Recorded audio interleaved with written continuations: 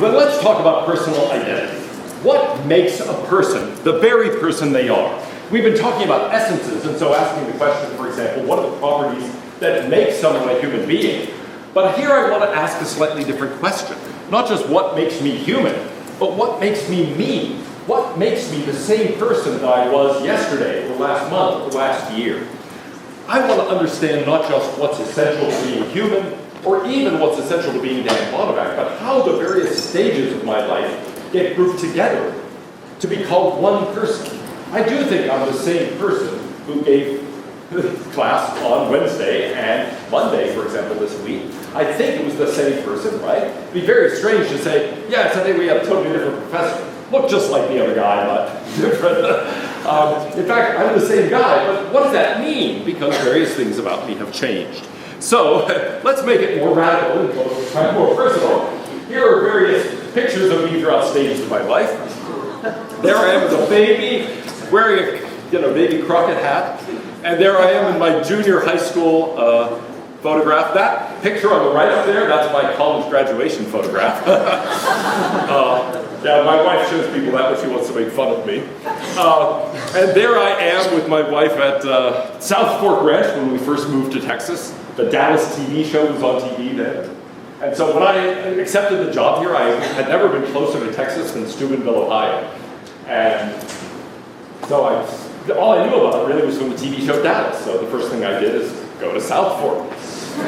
Go down quite a bit. Anyway, that's me at a Carolina Panthers game.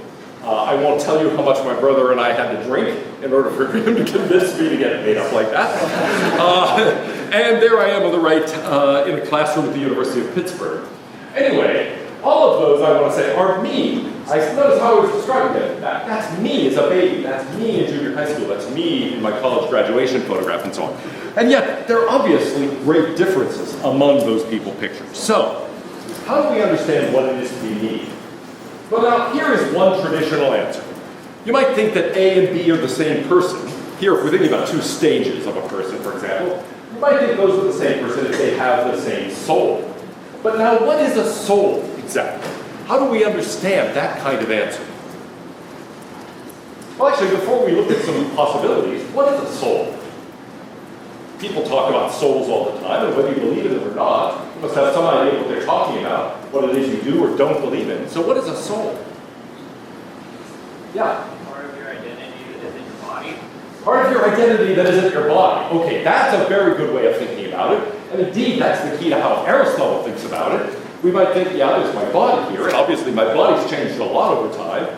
But on the other hand, my soul, you might think, is the other part of me, the part that has stayed the same throughout all of that. And so that's something that could lead us to an understanding of what a soul is. It's whatever has to be out in the body to make a person. Is there any other way we could describe it?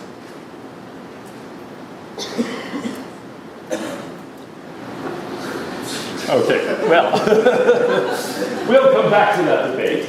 But in a lot of traditional religions, the answer that people are the same if they share the same soul is the answer given. The soul, according to these views, is a distinct entity. It's separate from the body, though it can in some way inhabit the body. And so, on these views, since it is separable from the body, life after death is a possibility. The soul could live on even if the body dies. Now, it does raise a problem if you have this view, because the body and the soul look like two different and independent substances. So then the question is, well, how do they interact? What does it mean for the soul to be in a certain body? And how do soul and body connect?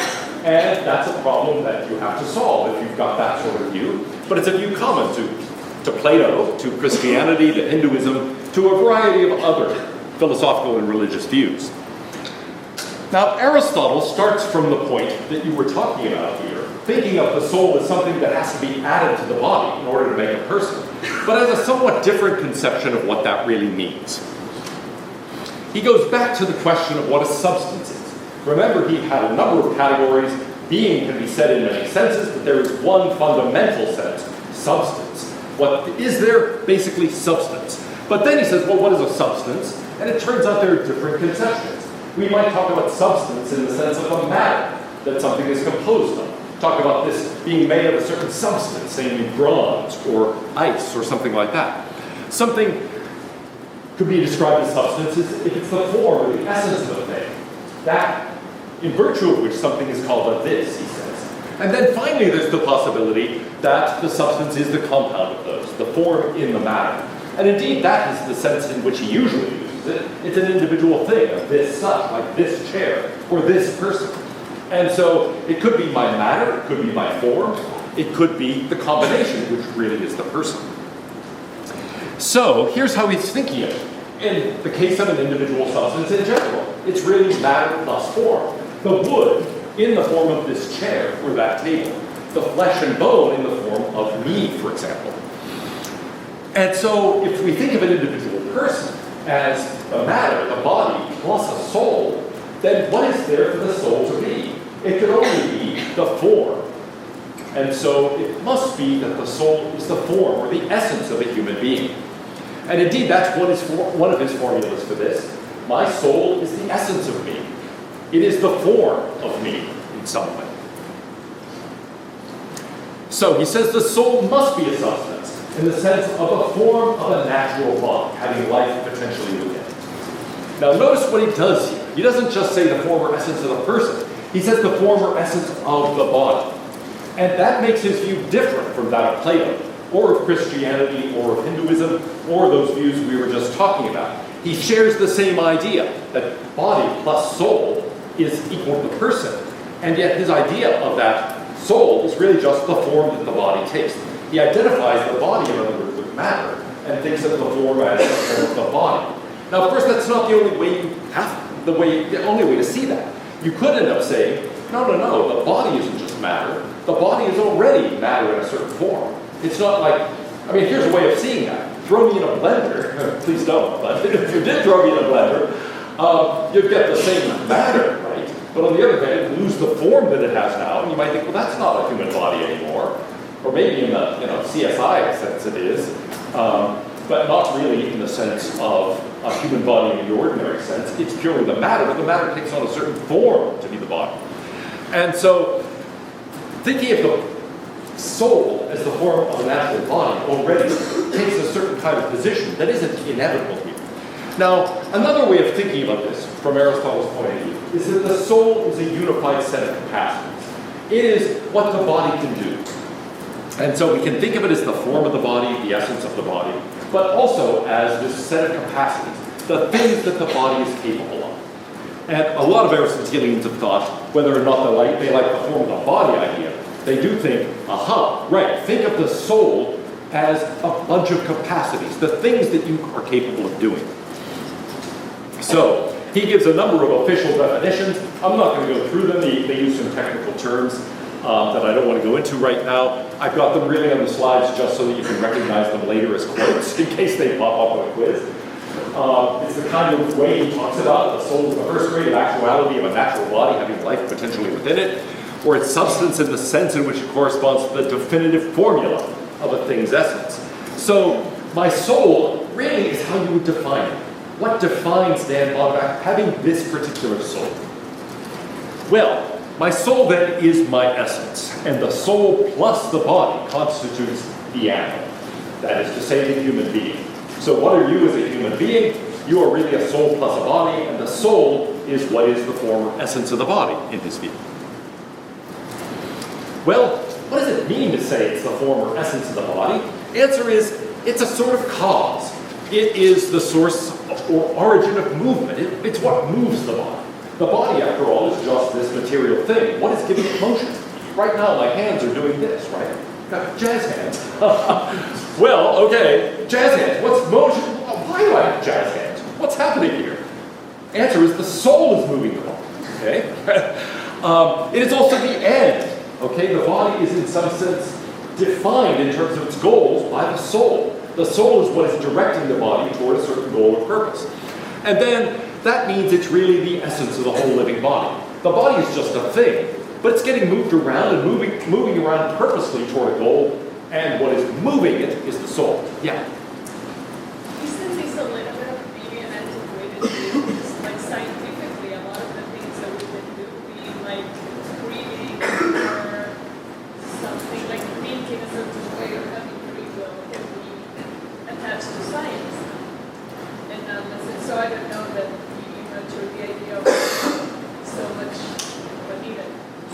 Oh, okay, yeah. I mean, you might be like Bart Simpson. You might say, look, science tells us we don't need to have the concept of a soul. But Aristotle means, for his view, I think in this sense, to be naturalistic. He isn't saying the soul is something in some spooky place that is somehow motivatable. The soul is just the form of the body. And so when science investigates what is the source of the energy of the body, of its motion and so on, what's actually causing me to do jazz hands here, then presumably there's some kind of answer. And he would say, well, that's an answer in terms of the soul. The soul is whatever's directing that. In other words, by calling it the form of the body, instead of this other independent substance that is immaterial and interacting somehow with the body, he's trying to say, I'm trying to describe something that science can give you an account of. He says, look, science can't give you an account of this other kind of soul, partly because it is immaterial. It's not something we perceive directly. But he's saying, no, I want to know what the source of movement in a body is. In a sense, what makes something a living thing as opposed to something that is not living? What makes it animate and capable of its own motion as opposed to something like a plant, let's say, that just grows where it isn't capable of moving around? Something is responsible for an animal's ability to move around on its own. And so I think he just means the soul is whatever is responsible for that. And if we get a scientific answer, he'd be delighted with it. He doesn't mean this to be set in some other realm. In a way, that's the point of his disagreement with Plato. Plato is putting the soul up here somewhere. And he says, no, it's way. And it's something that we could uncover through scientific investigation. Yeah? Well, there was an episode of a popular TV show that like broke down the body into its elements by percentage, and like at the end there was a certain percentage left. So the show was kind of insinuating that your soul is like a physical thing. Or like not a physical thing, but there is some percentage of your body that might compromise itself. Yeah, that would be weird, right? What does your body consist of? Well, it's 90% water, certain percent phosphorus and iron. Oh yeah, it's 0.7% soul. I don't know what a scientific account of the soul would look like, but presumably it's not like that. Okay. Now, by the way, the Greek term for soul is just psyche. Psyche, in other words, a word we get psychology from. Psychology is literally the study of the soul. Now, normally we say, well, study of the mind. And so an Aristotelian view of this is, yeah, in talking about the soul, I really mean the mind. If we can talk about the mind as the thing that is motivating the body. And that's something that we can investigate scientifically. So from his point of view, it isn't a religious thing in some other realm. It's really just the mind directing the body, and then we give a scientific explanation of that by explaining how it is that impulses originate in the brain. He didn't have the idea that the brain was where it's all happening. But on the other hand, I think in a modern context, you'd say, yeah, that's where all of these things are really started. There were other questions over here. Yeah? What did you say about a human vegetative state? Good. What about the human in a vegetative state? Now, if you have that Platonic or Christian or Hindu view, there is no problem with saying the body is just in this vegetative state. It's no longer capable of independent motion. But nevertheless, the soul is there. For Aristotle, that becomes difficult, because if the body is really incapable of moving on its own, it is, in a certain sense, inanimate. And that would mean, even if alive, it's really, well, kind of soulless. It no longer has those capacities.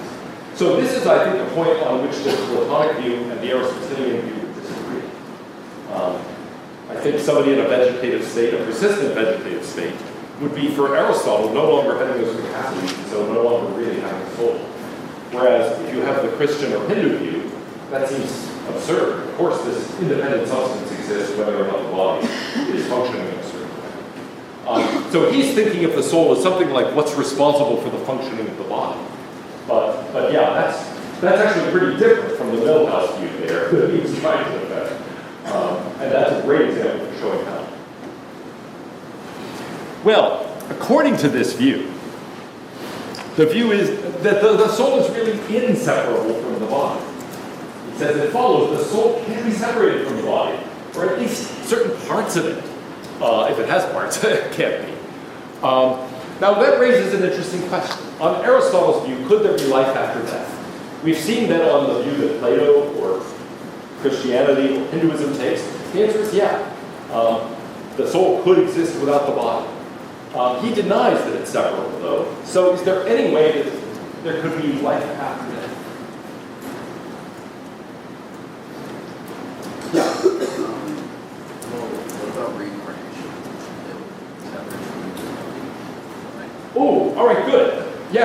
A lot of Aristotelians say this shows life after death is impossible, but actually there are a couple of possibilities.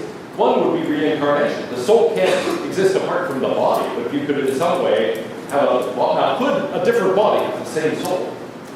That becomes tricky. It seems weird to say this body and this body have the same form, but actually that's not so strange. Two chairs coming off the assembly line might have exactly the same form, even though different matter. So why not? It seems as if that would be possible. Also, in a lot of religions, Christianity, for example, people talk about the resurrection of the body, and there would be a body for it to be formed of. So I think it doesn't make life after death impossible. It just means you would have to tie it to a body of some kind. A material body, maybe as in reincarnation, or a spiritual body as in Christianity. Well, there's one last point I want to make about Aristotle. He says, look, it's hard to understand what I mean by saying that the soul is the form or the essence of the person or the body, or that it's in some full sense the actuality of the body. He says, well, I mean something like this. Something like the relationship that the sailor has to the ship. And I toss that out there right now, not because he develops this at all, but because Descartes develops it. And when we get to Descartes, we'll see this is exactly the metaphor he uses. The soul is in the body like a sailor in a ship. But notice, Descartes will say, but the sailor isn't the form of the ship. I mean, you say, I bought a boat, and someone says, oh, what's it like? What's its form? And I say, well, it depends who's sailing it. That seems ridiculous, right? And so Descartes will run with this metaphor, even though he means to argue using it for much more Platonic or a Christian conception than Aristotle has in mind. There's a sailor on a ship, see? And that's Aristotle's image, but on the other hand, we don't want to say the sailor is the form of the ship, presumably. Well, you can see I got lots of sailors. Actually, the point of this is not just to show you a bunch of sailors, but to say, what does it mean to say the soul is in the body as a sailor in a ship? Well, gosh, sailors look, right? And indeed, the soul has perceptual faculties.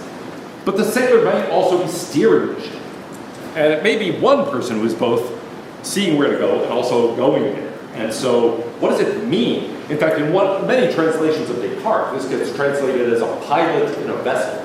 Pilot, because the idea is supposed to be that the sailor is the sailor who's steering the ship. Anyway, mostly today, I want to talk about the views of John Locke on personal identity. We've already talked about Locke's empiricism. What he wants is to give us a solidly empirical answer to the question of what makes me the same person at different times. And you might think at first, that's going to be tough, because how do we give an empirical account of the soul? How would we understand something that's either immaterial, or even if we have the Aristotelian view, that is really the form or essence of the body, it's hard to know what it would be like to get a good empiricist account of that. Yeah? If soul has the agency of movements of the body, what agency do you, or are you the soul? Well, good. Okay, good. This question is, if the soul is responsible for the agency of the body, if it's what's moving the body, then what relation do I have to the soul and the body? You might think, gosh, that I'm just being moved around by this thing like a pawn. Here's Dan Bonac, and he's just moving around and doing foolish things like making jazz hands. And why? Because this soul is there. It's like a puppet, right? The soul is making me move like a puppet, dancing on a string. And so I would see that no agency left. Well, Aristotle's view is, no, the essence of me is my soul. So what it is for me to move my body and to exert agency is precisely for my soul to do it. Because I am, as a human being, a combination of soul and body. But, on the other hand, it's the soul moving the body, and that's what it is for me to move myself. It's for the soul part of me. So we can think of the body and the soul as parts of me, not literally physical parts of me, but something like parts of me. And what it is for me to move is for the soul to move my body. My soul to move my body that way. But anyway, right, it's hard to talk about in a way that doesn't get very confusing. Now Locke tries to do this from one point of view, a much more common-sensey way. He says, look, I'm not going to give you a theory of essences. I'm not going to give you a theory of any immaterial things. The self is unified by consciousness. It depends what's going on in your mind. What makes you the same person is that there's a kind of continuity of thought. You've got a certain consciousness, and it's the same consciousness. And so forget this talk of an immaterial or a material soul. Forget this talk of the body and so forth. Just think about what's going on in your mind. That's what makes you you. The fact that that's your mental space. And so consciousness is unified into a person by all sorts of things. By intentions, by desires, by memory. All of these things where I anticipate what's going to happen next, and then it happens, and then I remember it. Those tie my states of consciousness together. And so all of those are responsible for linking the feelings, thoughts, perceptions I have together to form a unified consciousness. That's what makes me me. So, now in general it says, this is a much trickier question than Aristotle and other people have thought. Aristotle's thinking, what is it for a substance to be the same substance? And his answer is for it to have the same essence. Well, Locke says, yeah, that won't really work. We can't just talk about what it is for a thing to be the same thing. Because it really depends what we're talking about. It depends what the subject under investigation is. So what makes something the same F? Well, it depends what F is. It's going to be different for different kinds of things. So, suppose we talk about lumps of matter, like that lump of sand. What makes that the same sand pile? Yeah. Would it be its shape and location? Shape and location. Okay, is that a way of understanding what it is for this to be the same sand pile?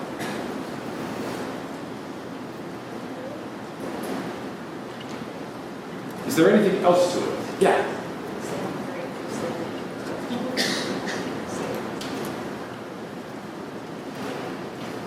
Well, the same form, yeah, that I include the same shape, same other things. Yeah, made of the same sand, right? Made of the same stuff. And so here's a way of seeing it can't just be form and shape and all of that. Imagine that a truck comes in and takes away that sand pile. And then another truck comes in and dumps it in exactly the same place. And it just happens to follow the same shape. So the next day we come and we wouldn't even notice that happened, right? On the other hand, yeah, would we say that's the same pile of sand? No, it's a different pile of sand. It just happens to look exactly like the other one. That was the point of my Stephen Wright joke. Did I tell the Stephen Wright joke already? No. Stephen Wright is that very deadpan comic, and nobody ever laughs at this joke, but I'll try it anyway, because this has set it up perfectly. Here's the joke. Someone came into my apartment last night, stole all my stuff, replaced it with exact duplicates. Yeah, you see, with the right setup, it's actually funny. Anyway, yeah, it would be like that. Somebody came in, stole a pile of sand, and then replaced it with an exact duplicate, but it's still a different pile of sand, right? Actually, I used to think the Stephen Wright thing was ridiculous until I saw that commercial for some insurance company, where thieves go into somebody's place and they're stealing things, and this woman dressed in like a black cat suit goes replacing all the stuff right away. But it's like they were robbed, but everything got replaced with exact duplicates. Well, anyway, Locke says, yeah, it's continuity of substance. Now, it's not exactly the same substance. For example, and nor is it exactly the same shape, by the way. If somebody comes in and runs into the sand pile with a car and changes the shape of it, we might say, whoa, it's still the same sand pile, it just looks different, right? What happened to the sand pile? Oh, it got knocked over. We wouldn't say, oh yeah, that one's gone, and there's a different sand pile because it got rid of this one's car. It's the same sand pile in a different shape. And it doesn't require that it be exactly the same sand. If some wind has blown a few grains of sand off the pile, we don't say, oh, different pile. In fact, it makes perfectly good sense to say, whoa, that pile is smaller than it was. You say, yeah, one of the dump trucks came in or something. So, in short, it's a continuity of substance. Not exactly the same stuff, but nevertheless, a continuous thing. Not a wholesale replacement, but maybe some additions, maybe some subtractions. In general, continuous. Now, what about a car? What is it for something to be the same car? We'll come back to this question. But presumably you can replace parts in print. You might get new tires on the car. Actually, I did get a new top on that car. The top that it had on when I bought it already had a tear in it, and it just got worse and worse. And for about a year, it was just going to rain. Finally, people said, that's not very good. And so I said, oh yeah, all right, I'll spend money on a new top. And now it's leaking again. But anyway, you can replace parts of a car in a way that you can't really replace parts of a sand pile and have it be the same car. So with a machine, it's a little more complicated. What are the criteria for the same machine? Here's another example. That's my bass guitar in a recording studio. Well, what makes it the same bass guitar? You can replace the string, and it's still the same bass. I could replace the pegs. I could even get a new neck. It would still be the same base. So how is it possible to do that? Well, it isn't just same substance. It isn't even continuity of substance. What is it? Yeah. Well, is it just the same function? I mean, if I borrowed my friend's Music Man and came in and played, you'd want to say I played a different bass, even though it has exactly the same function. Yeah. Ooh, so, all right, what about that? All the parts aren't changed. Well, what if I took my friend's Music Man and just took the knobs off of his and used my knobs? Would you say, oh, it's the same bass because it's got some of the same parts? The knobs are the same. No, right? So you're right, there have to be at least some of the same parts probably, but it's more than, that's not enough. We need something more than that. Yeah. Say it's kind of more perspective or perception of ownership. Ooh, can you say it depends on your conception of ownership? David Hume, as we'll see later, gives an answer very much like that. Yes, being cynical and just saying, yeah, we just call it the same, nothing makes it the same thing. On the other hand, we probably would all agree that if I just take the knobs off and put it on a different bass and say, see, it's the same bass, that no, I'm lying. It's not the same bass. So, I mean, Hume might be right in the end, but at least there's a lot of agreement about the way we use these terms and make these judgments. Locke's answer is, it has to do with continuity of structure. Okay, so if I radically change the structure of this, then, okay, it would be a different bass. Even if I use the same materials. So I've got this new way of constructing a bass guitar, where the body of the bass goes like this and folds under, and somehow I've got this thing so that the string, I don't know, that makes no physical sense. But anyway, suppose I were able to do this somehow, turn it into a Mobius strip, bass guitar or something. Nevertheless, you'd say, all right, now it's a different thing. It's a different structure. It's a continuity of structure. The structure can change a little bit. In fact, I did have the action lowered at one point. So that can change a little, but it's still continuous. Now, what about an animal? Here's my cat Snowy, who badly broke her arm one time, and there she is in her cast. She's fine now, but it was scary. So what makes something the same animal? Is it just having the same, or continuity of matter? Is it just continuity of structure? I mean, the point of the photograph is that they had to pin her arm back together, so it's, I guess, a continuous structure, not exactly the same. Her arm is held together by pins. What else, though, might we want to say about an animal? Well, it's close to that, right? He ends up saying it's a question of bodily continuity. Parts of my body can change. I can lose some parts of my body. Some parts, in fact, I regularly, if not lose, at least skin cells, my fingernails grow and have to be cut. My hair has to be cut and so on. So there are things about my body that are always changing. But as long as it's continuous, then it's the same animal. But now, what about a person?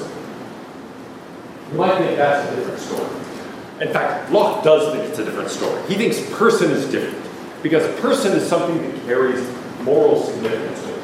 So he says, being the same person and being the same human being are not necessarily the same thing. Now, they are generally the same thing. For me to be the same human being and for me to be the same person, they go along together, but they are not actually the same concept, and they aren't necessarily tied to one another. Why? Well, people, he says, is a forensic term. It is a normative term. It has ethical significance. People have rights. People have responsibilities. People have obligations. They're permitted to do things. They have privileges. And those are things that we can't really make sense of if we just talk about animals. So there's something special about a person. People are capable of agency. We normally think in a way that animals, and certainly other living things, are not. So here's what he says. We can tell this in a way by saying we can hold this person responsible for this only if those are the same person. I can hold you responsible for what you did yesterday. I can't hold somebody else responsible for what you did yesterday. And so it matters whether that and this are the same person. Yeah? What if you talk about somebody like Alzheimer's or like some sort of disease that you hold them responsible for the same? Okay, good. There might be people who suffer serious discontinuities of consciousness. And in those cases, you might want to say it's really a different person. Somebody who is suffering from Alzheimer's or has some other kind of mental impairment. Actually, I know somebody who had brain surgery and began acting very differently after brain surgery. than they did before. There's a famous case in the psychology literature, Phineas Gage, who suffered a terrible accident and became a very different kind of person. And so, would that be the same person or not? Locke says it depends how continuous that consciousness is. If there's really a radical break, different person. If, on the other hand, it's a question of gradual change, or, you know, the person can still remember things well, but blah, blah, blah, seems to have a different personality, then he would probably say it is still the same person, just different in certain ways. Yeah? So it's like the same person because, I mean, as people are living in general, they change their mind a lot. Ooh, exactly. People change their minds about all sorts of things. They change their viewpoints. They learn things. They forget things, and so on. And so we don't want to say that, you know, you are just a set of beliefs, for example, or a set of preferences or anything like that. Those things are constantly changing. At a certain stage of my life, I loved beets. Then I went through a long period where I hated beets. And now I love them again. I don't know what's going on there. My preferences have changed. But on the other hand, it's not like I just became a different person as a result of that. So, on the other hand, if I woke up one day and completely different preferences and completely different sorts of personality and beliefs and so on, then you might wonder, what happened? Is this really the same person? So it's a question of continuity. Little changes, even some significant ones, are okay from his point of view, but really radical breaks would be a reason for us to worry. Go ahead. It's like a good long period of time. Like, I have a family of all friends, and it's been like years and years, and obviously it changed, but it's still the same one. Right.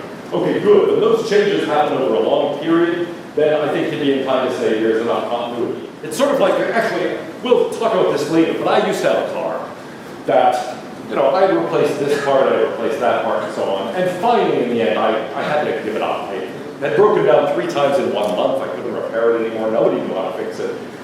And so I was sadly sitting there waiting for the tow truck to take it away, photographing it, because for one last memento of my first car.